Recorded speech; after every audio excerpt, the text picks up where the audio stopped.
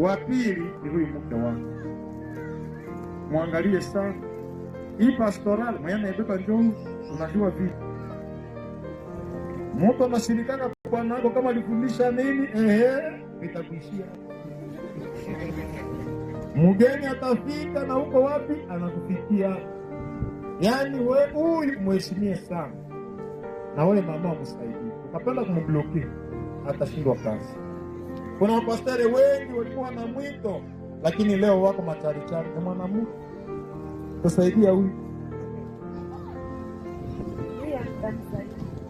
Kumbe Mungu asaidie. Kumbe Mungu asaidie. Tusaidia ule. Kwa msaada wa Mungu. Kazi ya nguvu na inabidi uvumilivu. Na kwa uvumilivu hakuna kitashindikana. Kuonyesha kama unapenda Yesu na kupenda ule Mkristo.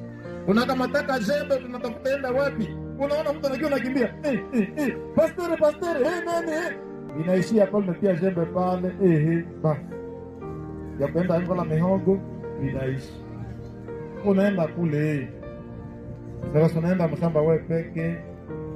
Bwana balisha mbeba. Wala na wewe unaacha na ile nyewe wote mnapita mnaenda.